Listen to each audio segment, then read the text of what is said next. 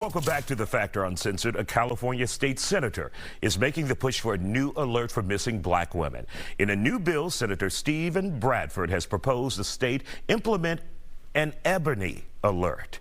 If passed, the Ebony Alert would be activated when black women and children between the ages of 12 and 25 are reported missing. So why create an Ebony Alert when there's already a national protocol for the missing and we know about the Amber Alert? Senator Bradford argues missing cases about young black women are underreported. We're having our own conversation here tonight. Joining me now on The Factor Uncensored, Tim Miller with Texas EquiSearch, community organizer Eva Go, and attorney Sadia Evangelista. Glad to have you here on The Factor Uncensored. So Tim, we know you for EquiSearch and getting out there finding people. Does it matter? Is it important whether or not we say this is a black person missing, a white person missing, what? Not at all. Not at all. I'm totally against that. You know, and we get cases, we don't ask if you're black, white, who you are. I mean, we've already got the Amber Alert. What is the criteria for this going to be? You know, for the Amber Alert, there has to be basically a known abduction, license plate number. For a Silver Alert, there has to be medical information from a doctor to meet the criteria. So what's the criteria going to be? What's it going to be? Sadia, let's hear from you as an attorney and your thoughts on this as an activist in the community. So what you're finding is that black girls and black women, when they're reported, a lot of times they're classified as runaways. So the police officers do not really give it the priority that it deserves. You're dealing with a minor, so it doesn't, regardless if they're a runaway or not, they should get the attention as someone that's white. And so there's no funds, there's no resources to go search for these missing girls. And a lot of times they go into the trafficking area. And what happens is they'll label these girls also as juvenile prostitutes. Now, if you are a minor, it doesn't matter if you can consent or not. These girls need to be found.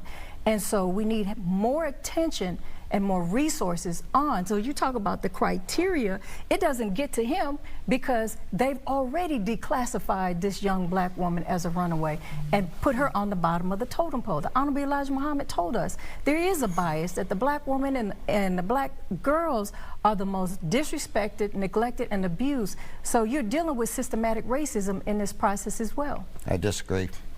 Totally disagree. I work with HPD, I work with law enforcement all over the country.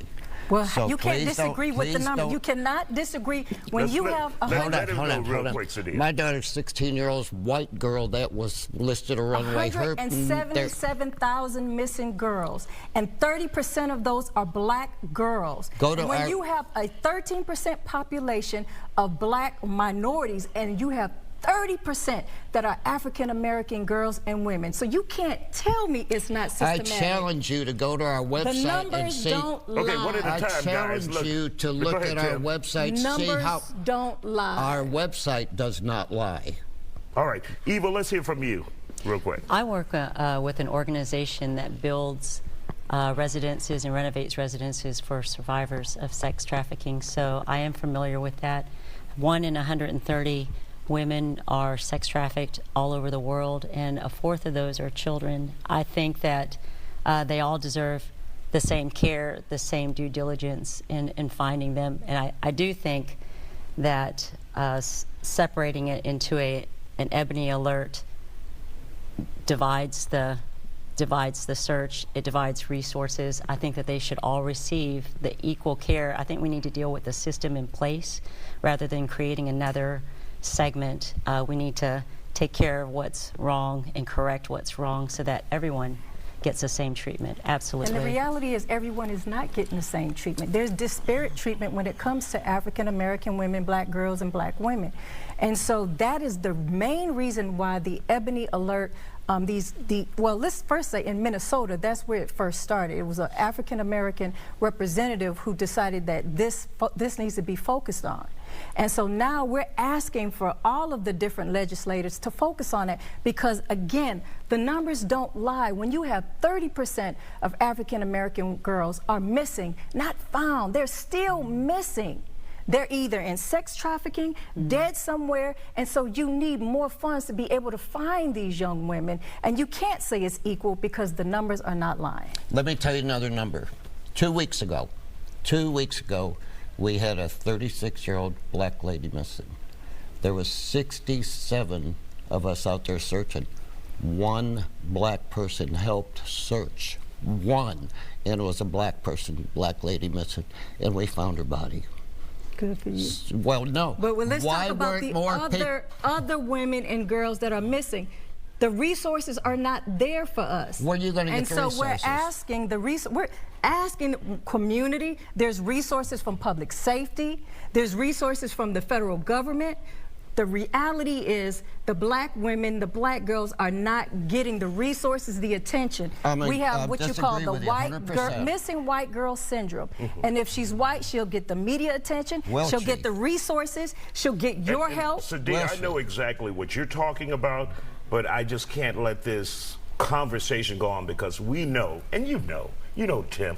Tim works tirelessly. Not to take away what Tim does, but the reality is... It doesn't matter what color you are. He works tirelessly for the community. And I don't want to get people confused with that. You know what I mean? Understood. You have an excellent and wonderful point. But he also, we know he works hard no matter what color you are. The resources are not out there no matter who or what color you are. They're not there. So you're saying that we should forget about the 30% of these young black missing? I don't forget about any of them. So we need the resources so that you can get more help to find these little girls that are missing, and we appreciate it. You know what? You help get the resources, and we'll be there, but we're there now without all the resources. You get the resources. You get your people to come out and help us. Absolutely. When one of your people are missing. Absolutely, and he's right. We need a community effort. We can't really depend on him. We can't depend on the government. We have to do for ourselves. But the reality is, when we do depend on the government, we call out, the call is unanswered. You know what? We want to thank you. We have to do it for ourselves, and that's all of us coming together, because if we depend on them, nothing's going to get done. And every life is sacred. If we do get resources, it's better to fix what we have rather than add another entity onto it. We'll be back.